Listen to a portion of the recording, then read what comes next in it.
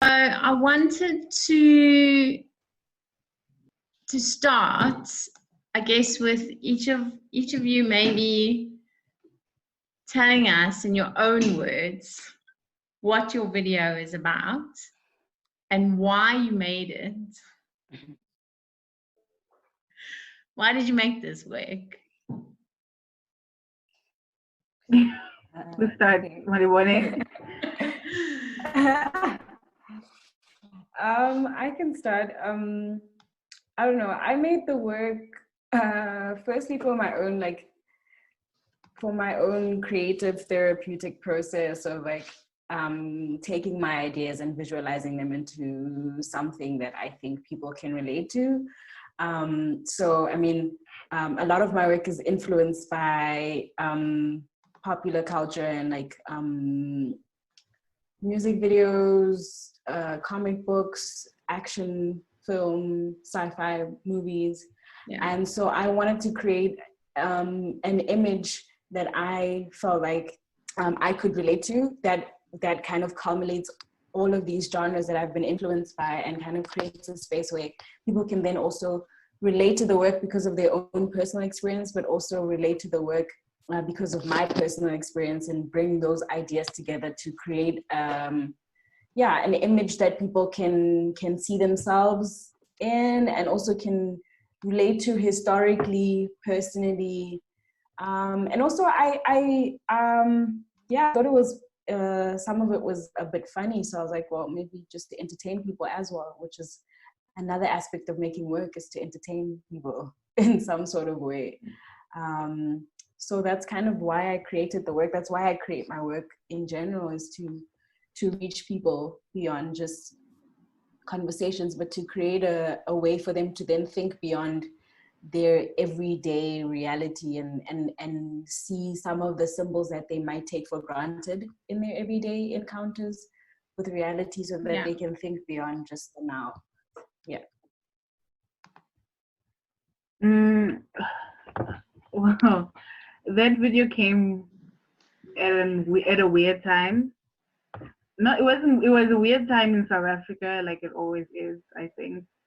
But I was doing interviews within my community. I spoke to a lot of women, and one story stuck out at me. Like, I deal with people, like people who escaped war from Angola. And one lady, is actually my namesake, told me of a story of one girl who got raped brutally next to a fruit tree. And then at the same time, it was, what was blowing up in the news was what was dubbed the dross rape, of a little girl who was raped, and by a white guy, a black girl. I think those details are important. A black girl who's younger than 7, who was raped by a white man.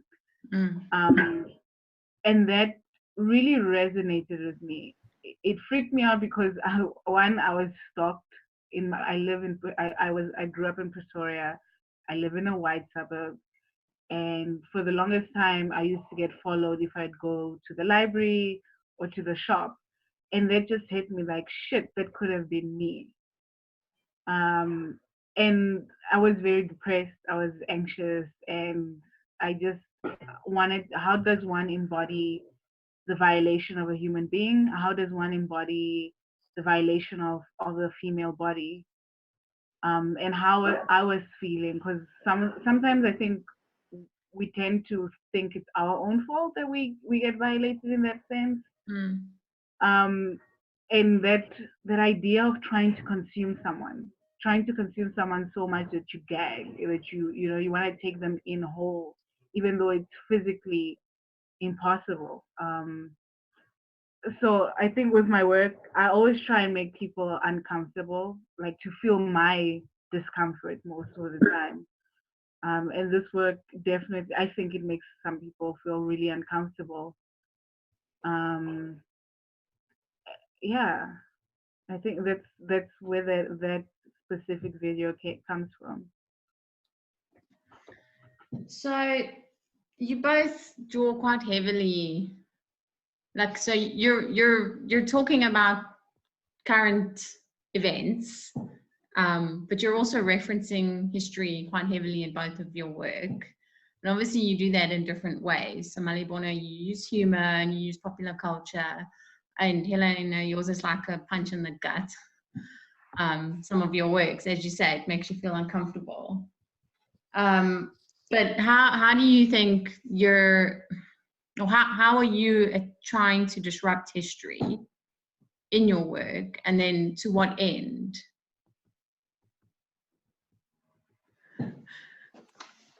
What is the purpose of doing that?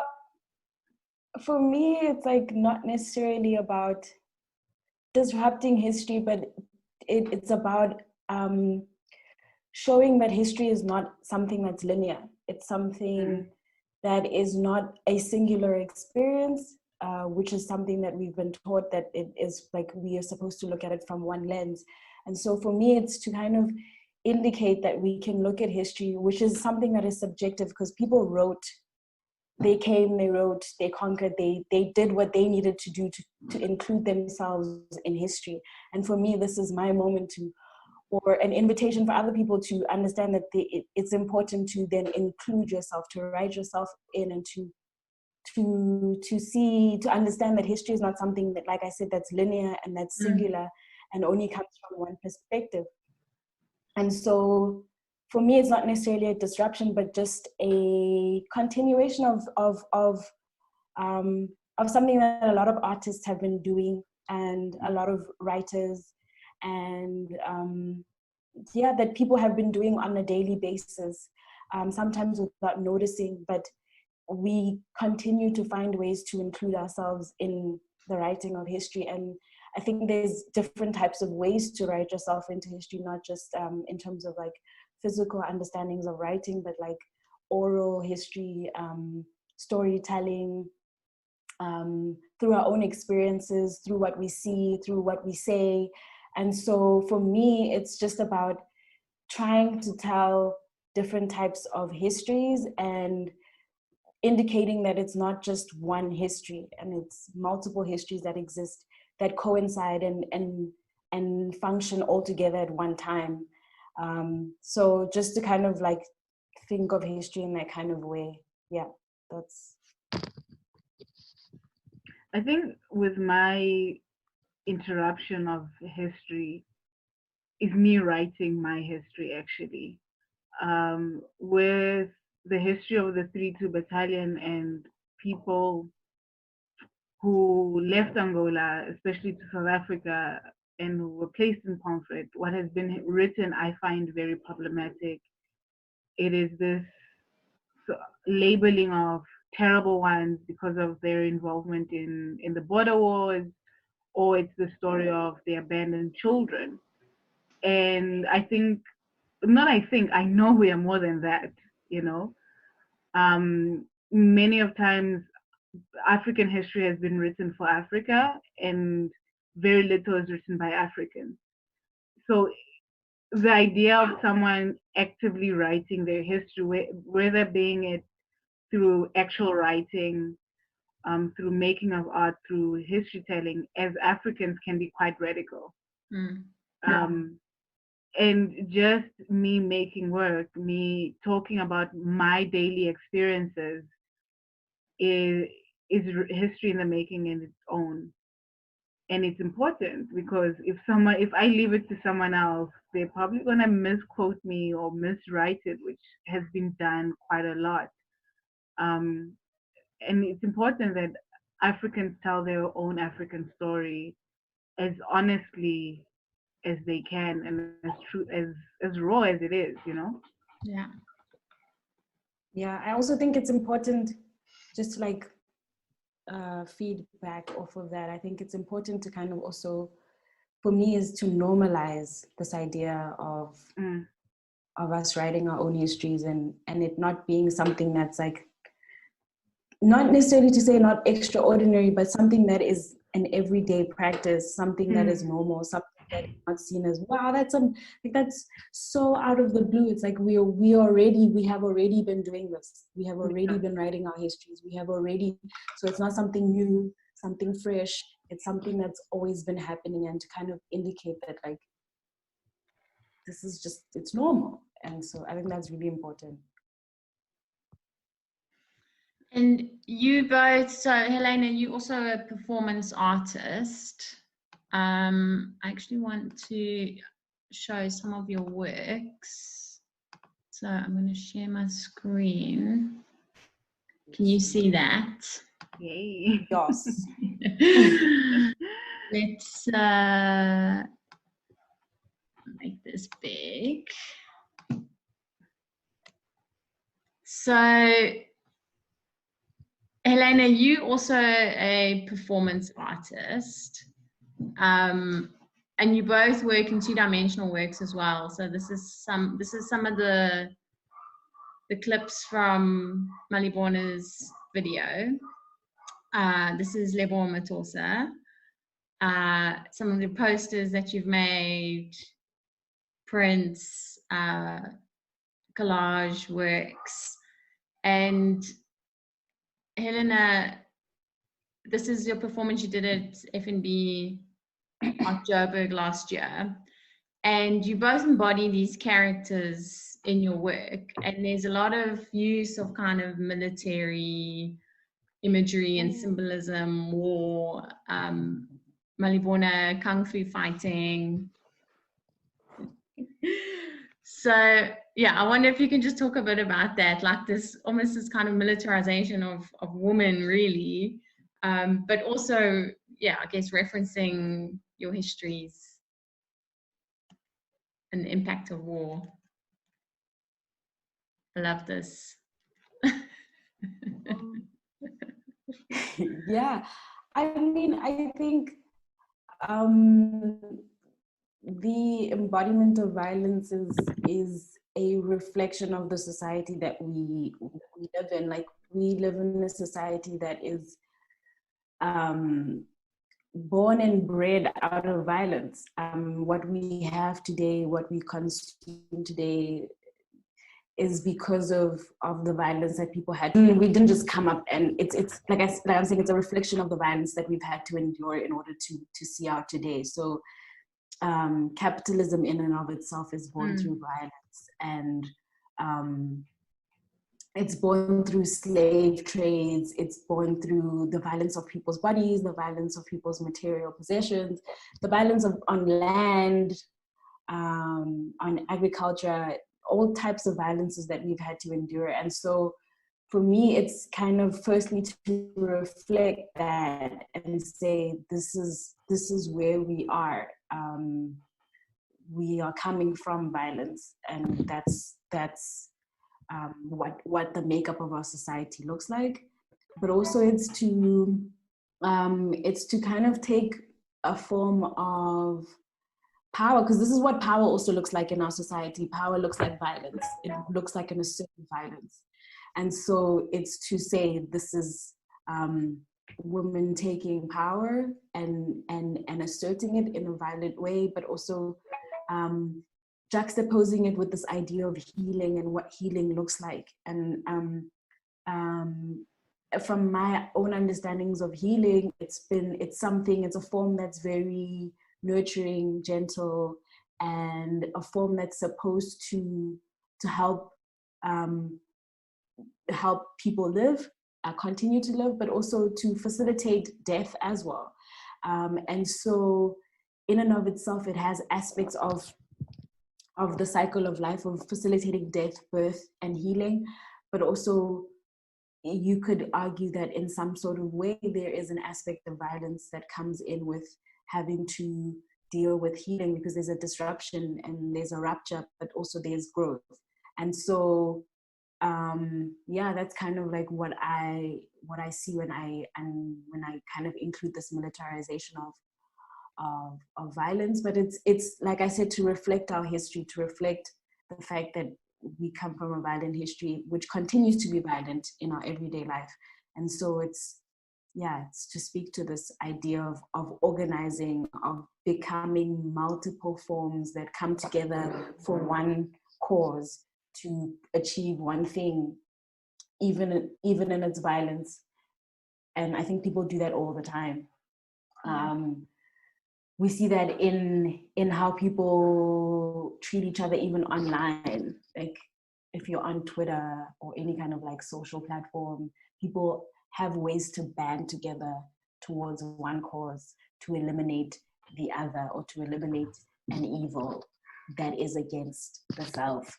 And so for me, it's to kind of like speak to this idea that we're constantly battling something because of the society that we've been bred within. And that battle is always between the self and the other. To protect the self from them, there's always something that's out there lurking to kind of come at us in some sort of way. And so that's kind of the point of like the militarization of Mamloi, who is a character that's supposed to be this all-knowing, saving being that brings people together to fight an evil presence that comes in different forms. And so it's kind of just a reflection of what we've been consuming in a sense. Yeah.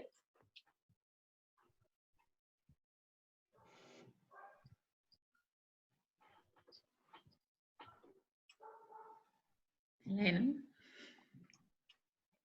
Okay. Can you ask the question again? Because I kind of lost you guys.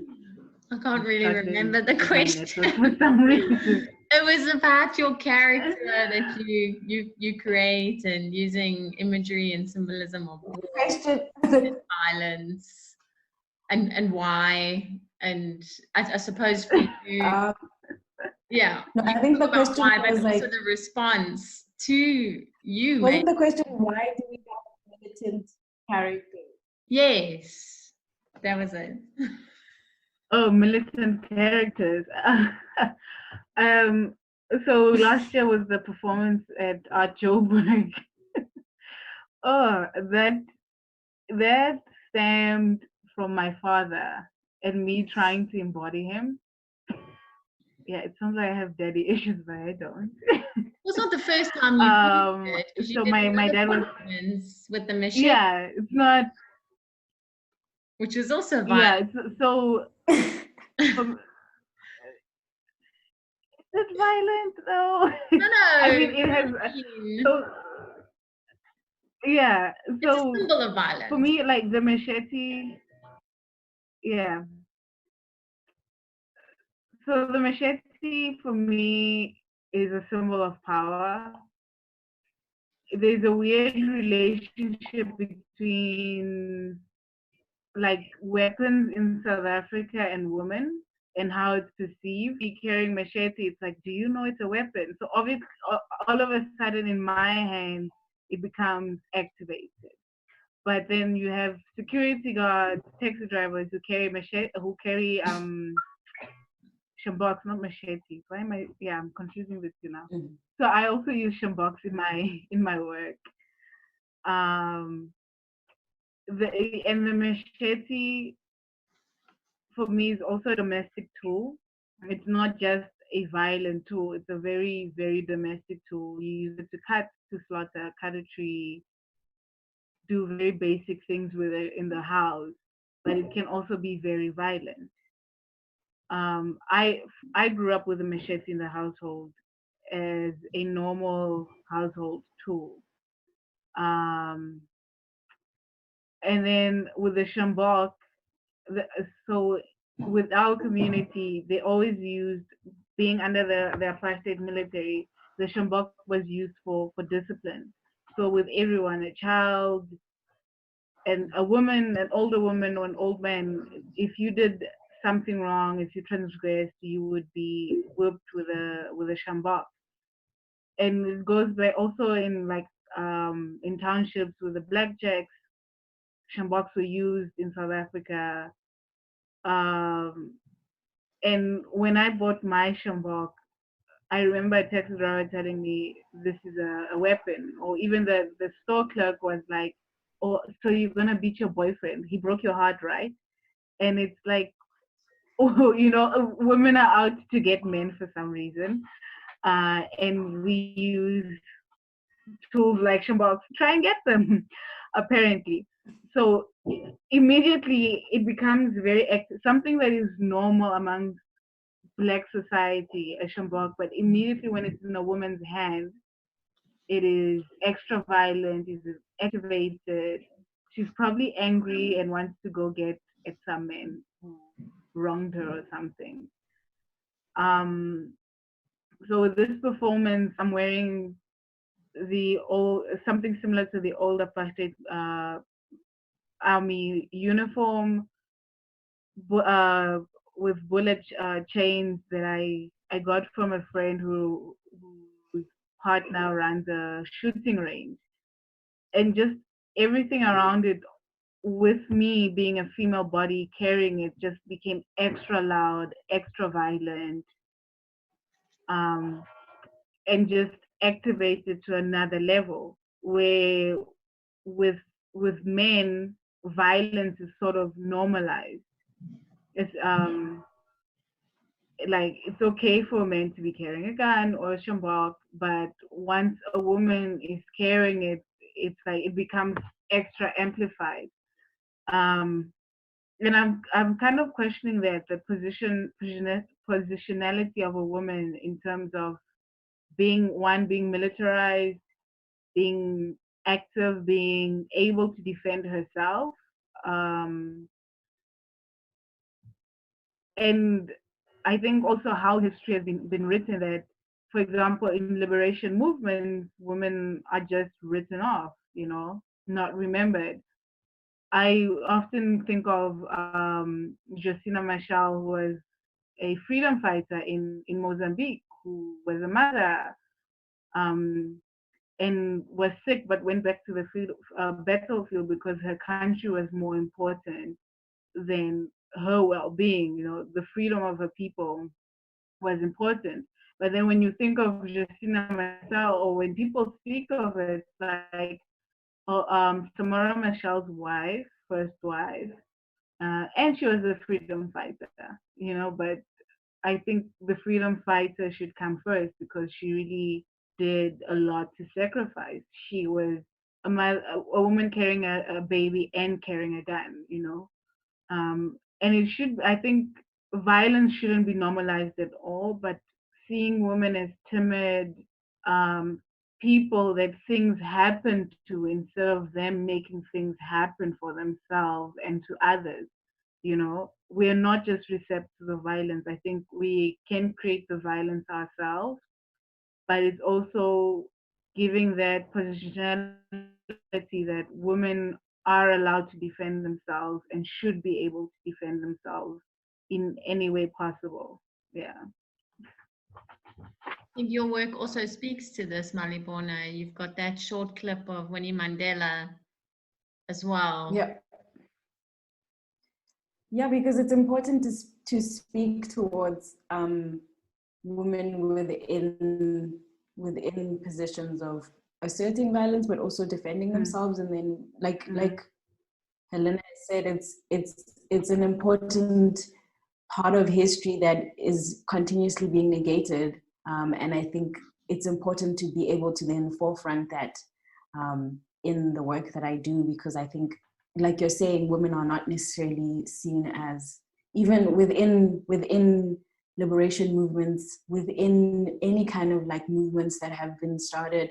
When you think about Fees Must Fall, as well as that, now you can speak of women who were in the forefront, but you then get a lot of male people who are then forefronted instead of speaking towards all of the women who were actually doing the work. And that's something that was internal, that was external and internal within that time that we had to deal with during Fees Must Fall. But it's a reflection of repeated history of women then being referred to as whoever's wife, and not necessarily as an independent human being who made decisions and fought for something that they believed in solely. So I think, yeah, it's quite important, like you're saying, to focus on how we are in and of ourselves able to assert force in order to survive like any other beings on the planet. Yeah. So I'm curious why Lebo Matosa is such a prominent character in the work. And also, it seems like Mamaloi and Lebo don't really have a good relationship. There seems like there's a bit of friction, maybe, or misunderstanding between them. Maybe you can talk about that. I think it's like, okay, so Lebo Maphutse is kind of prevalent because of the kind of, within her life on Earth, she embodied someone who was very inspirational to me and to a lot of women. She was unapologetically herself, and she basically lived for who she really wanted to be. And for me, it was like, okay, this is someone I would definitely like to embody in this universe, in Mamloi's universe, in order to kind of, like we're saying, symbolize women who make choices and live their lives according to what they feel is right, and therefore stand for themselves as powerful beings. So it was, for me, is like, what is the character that I know, who is the person that I know that has embodied this and continues to embody this even after they've passed on. I thought that would be an amazing character for Mamloi to interact with, in terms of finding ways to kind of rid evil from the universe.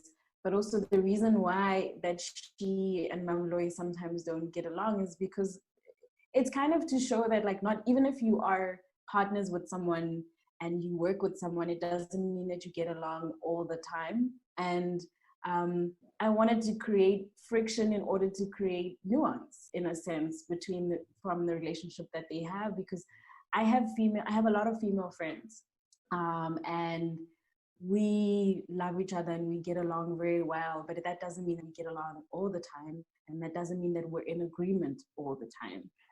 But that is a space for me, as in, like, for the characters to grow beyond just their egos and to kind of find a way to find solutions, amicable solutions, even within conflict within themselves and between each other. And so it's kind of to show that conflict exists, but it's also a way for me to kind of indicate that even in moments of leadership between women who are powerful, there are ways to work through conflict and make sure that amicable solutions are found for anything, if that makes sense. So yeah, for me, it was important for them to kind of have a relationship that isn't necessarily like all cute and happy all the damn time, because I think that would have been super annoying. But I think it creates some sort of nuance to their relationship that is not just simple, because I don't think anything really is. Yeah. And so you've been traveling quite a lot, doing residencies all over the world, and that's something that Mamaloi also does in her kind of world. And I'm just curious, do you think that your travels will inspire new places and new times that Mamaloi can go to? Is that something that you've been working on? Yes, that's definitely something I've been working on, because I obviously travel with her, which is like the weirdest thing. Like, creating an alter ego is like the strangest thing ever. And like, I'm still trying to navigate what that means for me as an artist, and how I can separate myself from the alter ego and like still be able to create other works that aren't necessarily completely revolved around her.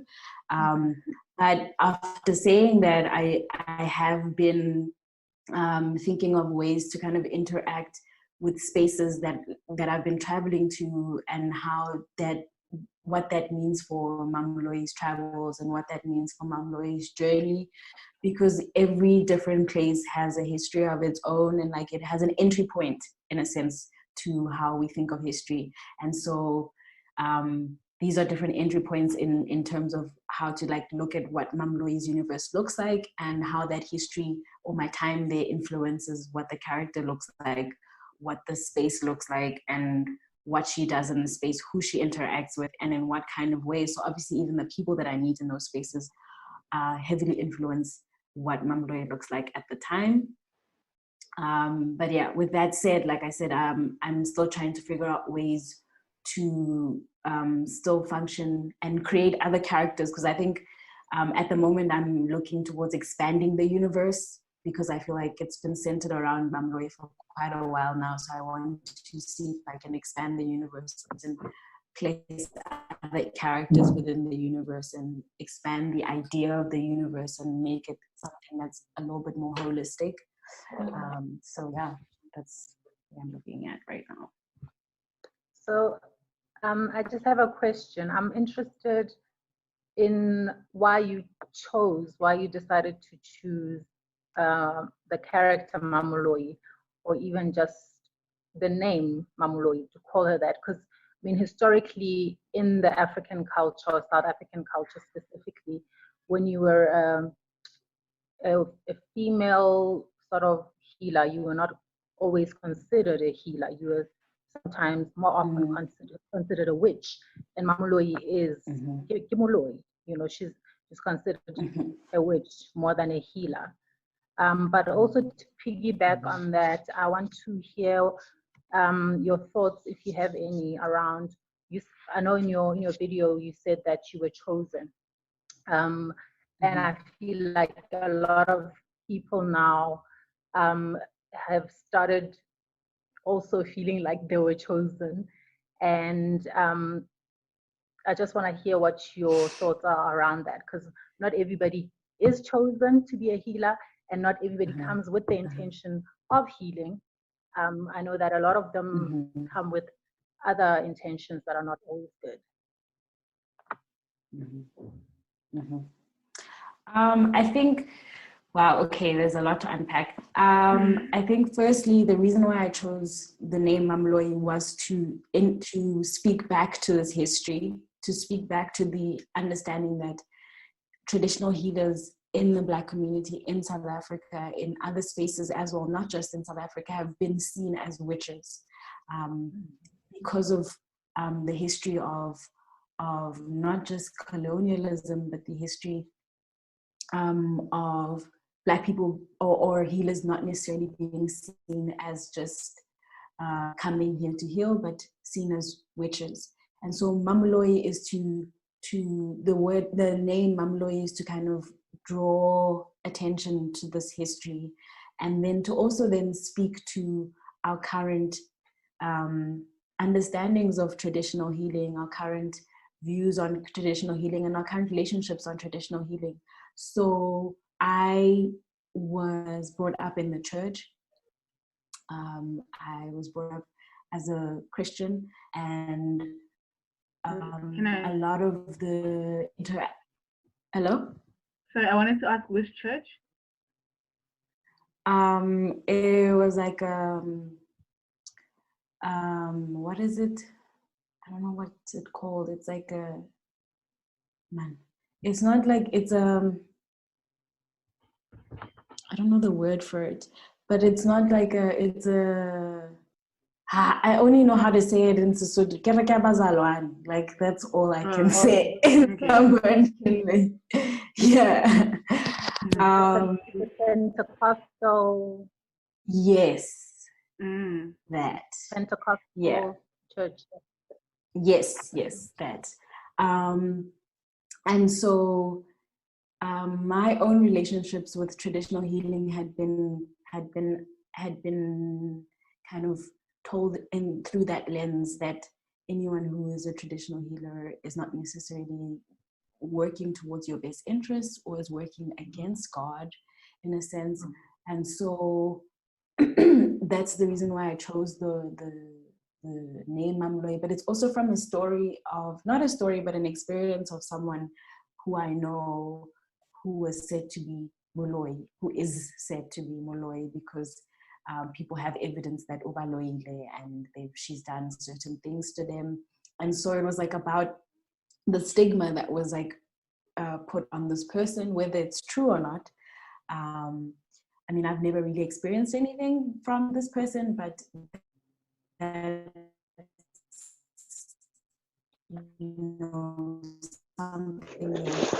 can be judged.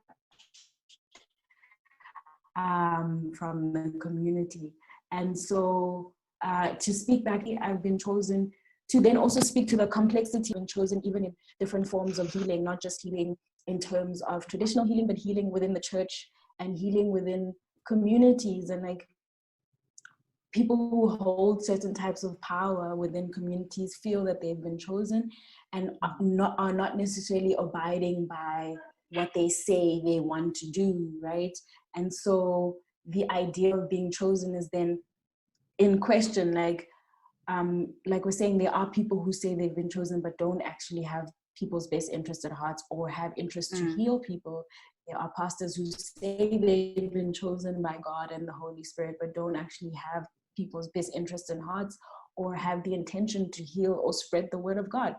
And so it's to add complexity to this idea of what it means to be chosen, who is chosen, why are they chosen, and are their actions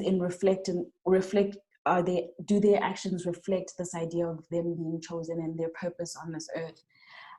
And so even Mamloi functions within this pendulum of moving back and forth between what she says she's here to do and what she actually does, and what that means for her intentions, and then what it means for her to say that she is then chosen. And so it's about that, in a sense. Like, what do people in power do with their power, and why, and what do they say about it? I don't know if that answered all your questions.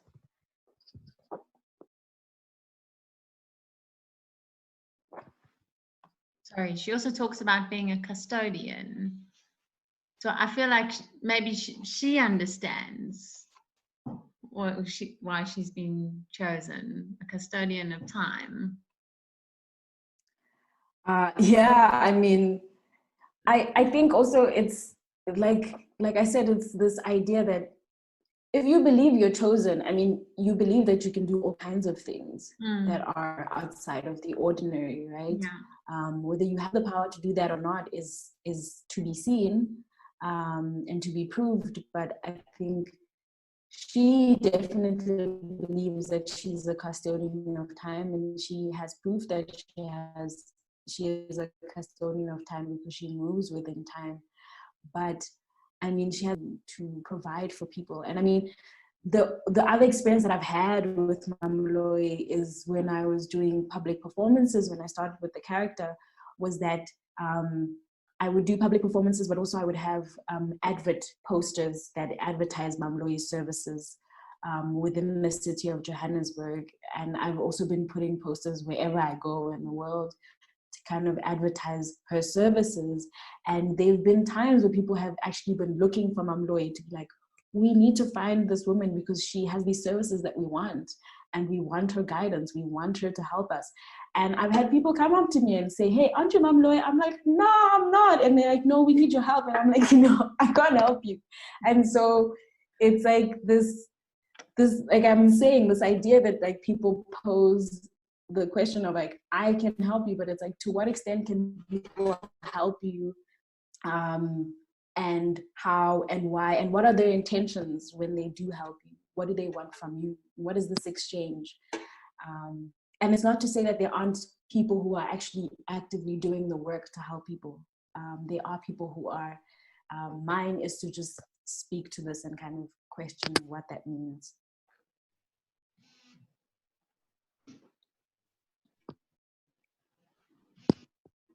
Sorry, Helena's lost connection. I think she'll be back. So I guess what my burning question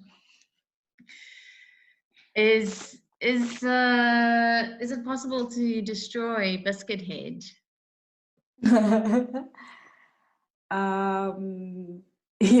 I don't know yet. Like I think it is possible to destroy this. I mean, after this pandemic, it might be possible to destroy Biscuit Head. Before that, I felt like he was a reoccurring character that changes form and comes back in different types of ways to kind of disrupt the system. And I feel like it's been proven that people come. It's like they keep in life. We keep getting people who are genuinely here to try and help civilization move in a better direction, and there's people who also actively work towards moving civilization backwards. And I think it's like something that keeps reoccurring. And so I think the pause that's happening right now for people to, like, the quiet that we're presented with is giving us a moment to kind of reflect on how we've been living and how we've been consuming and how this affects our everyday lives and what that means. And so I think we're moving into a space that is reflective, but also it's a death in a sense of what we know, and we're coming to a space of something that is not new, but something that is different from what we know. And so maybe Biscuit Head can complete, and we keep having to fight him. So for now, not really. We'll see. I hope so. Yeah, because I mean, I think even in comic books, like, or in superhero films, you fight one villain, you kill the villain, and then another one pops up. So it's like, it also kind of speaks to this idea of balance, that there's always evil and there's always good, and they kind of have to be there together to function. But that's, it's another chat for another day. Helena, are you back? Yeah. Okay. So, sorry, before we carry on, I wanted to speak to the whole idea of Mamuloi. Yeah. Yeah. And I find it that it's usually women who are considered troublesome who are labeled Mulois or witches. But I love the fact that you're embodying the name and taking ownership of it. Because most of the time, in my experience, is women who are considered witches are women who are troublesome, or who won't submit to something, or won't do, or who live their best life to how they want to. Those are the ones who are usually labeled witches, whether they are chosen or have any powers at all. Yeah. I actually, I think I completely agree with that. I think but I think you can also argue that whether they're chosen or not, those people do have power in a sense if their behavior is disrupting how everyone else is feeling to that extent, that they're so bothered. But I also have a question for you, Helena, is in terms of like performing and embodying these characters that you have been embodying. I wanted to know, like, what kind of experience does that have for your own personal like being, or how does that affect you as a person? Because I mean, I think even for trained actors, embodying different characters takes a toll on them personally sometimes. So I wanted to know, like, how does that affect you as a person, as an artist, to embody these different characters? So the last performance I did, to be honest, it was quite hard. It was a lot to take in, because again, it's not just me being in a space trying to engage with people. It's me engaging with history, me engaging with my personal family history, that there's a lot to unpack. And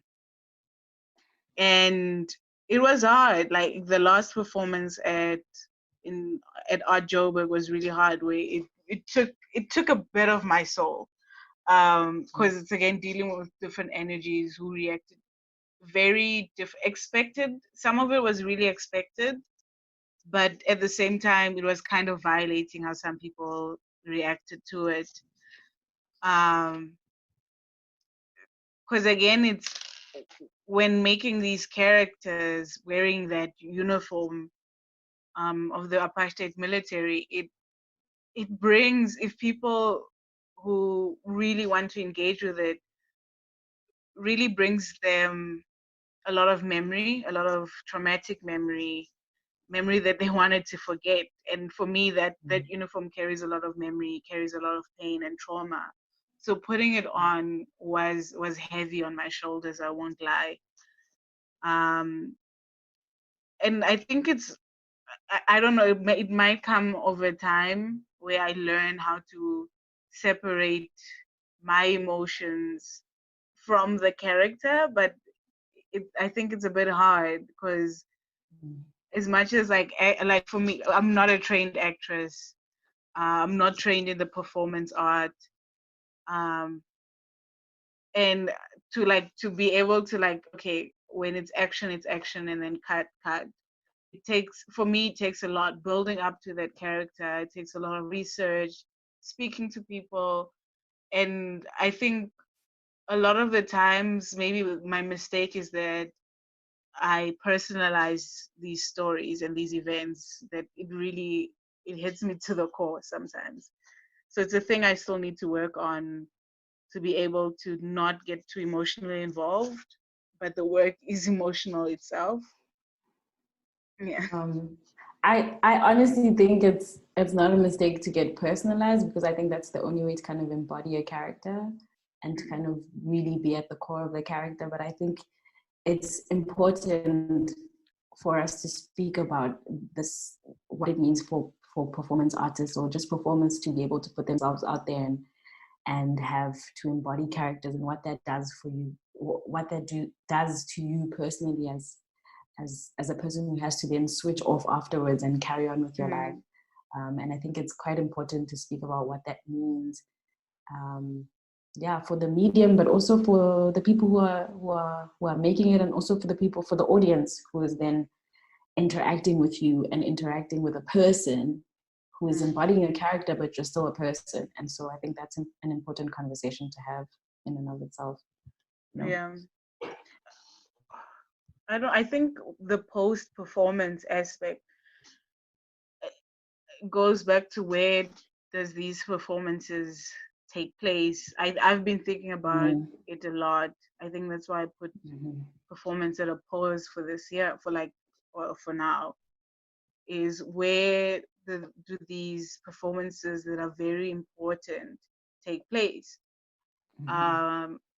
As great a stage as F&B Art Joburg is, it's also like people come in with this expectation: I'm here to see art, I'm here to consume as much as I can, that even the artist and the performance artist become this commodity, become this thing of consumption, to do what they can with it, or say what they can, or throw in those like comment, oh, another boring performance art, or another typical trying to get attention performance art, while you're there, you're actually pouring your soul out and people don't get it.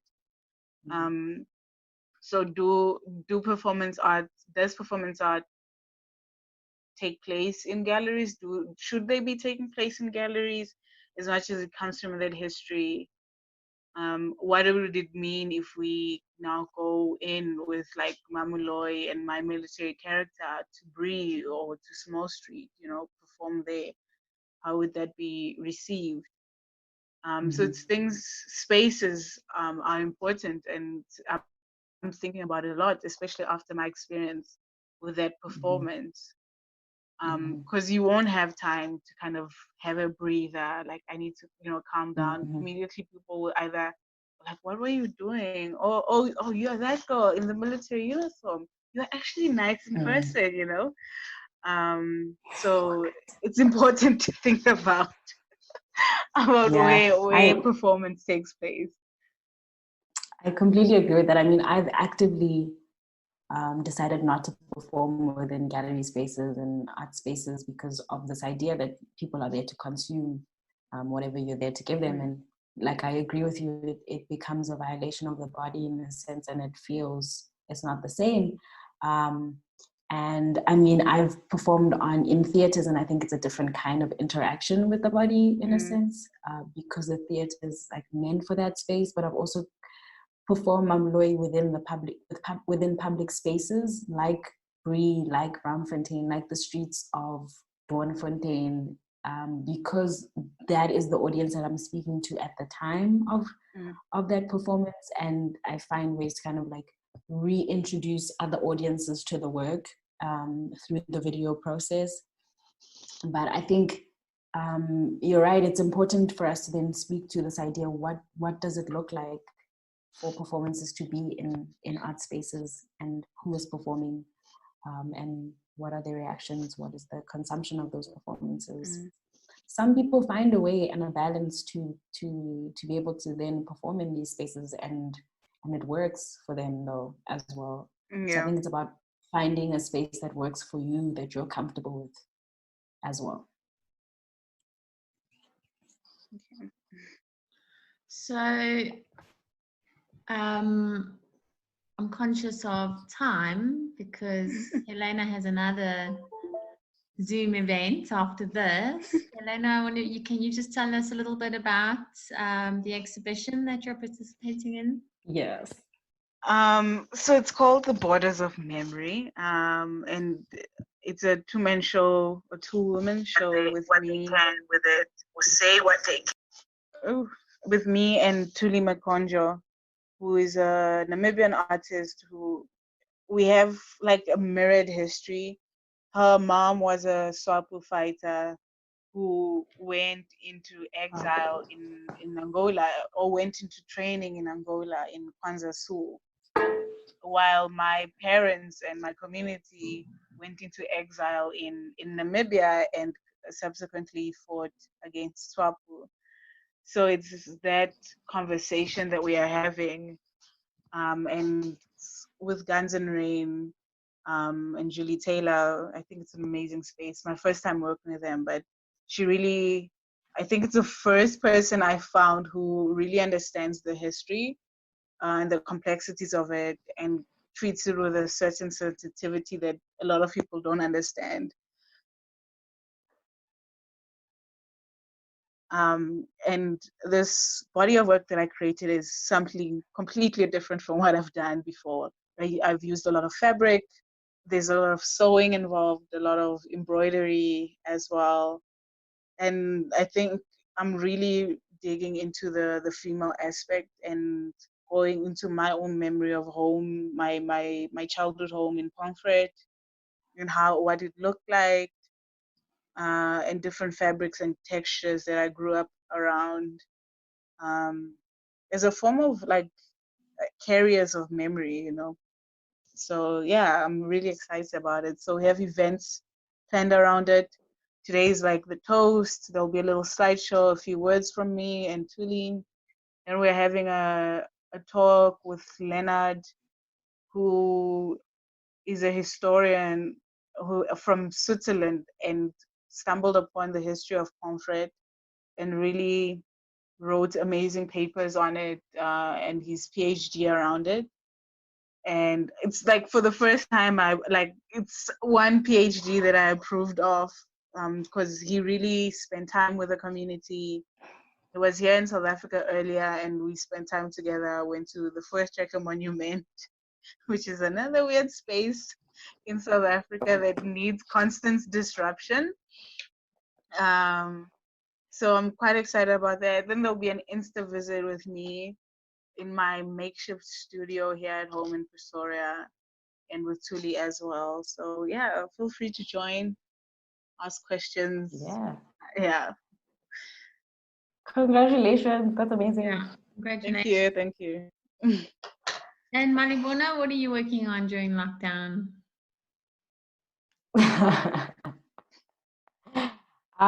During lockdown, I've been trying to make some digital work. I've been editing some of the footage that I've been shooting while I've been away on residency, and I also have like a small makeshift studio here at home at my mother's house in the Val.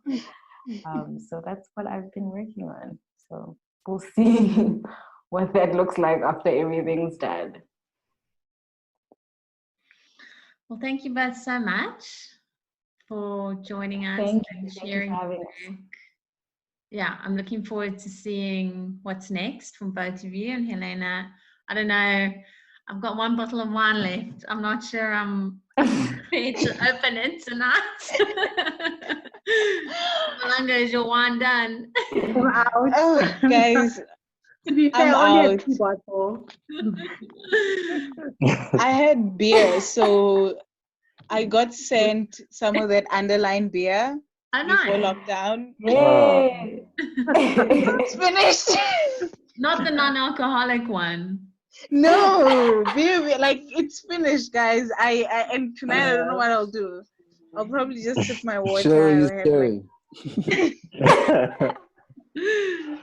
Yeah. Well, thanks so much, guys. It was really great sharing with you. Thank you. Yeah, thank you for joining us, Nomalanga, Thank you. Kumlani, Linda, everyone, Oh, Lindo. Mhm. Thanks, guys. I've been here in the Cool. background. Yeah. Hey, Pumlani. Yeah, we see you. I just don't look like a, camera kind of, I don't look Hey. good on camera. you can't let yourself go during lockdown. Nobody. Please, man. Your hair, boy. Learn to cut your own hair now. Ish, bro. English. Rough. Nice conversations, guys. Congratulations. Mm. Thank you. Awesome. Thank you. Thank you All so much. right. See y'all soon. Take care. So, Stay Bye. safe. Wash your hands. all right. Yes.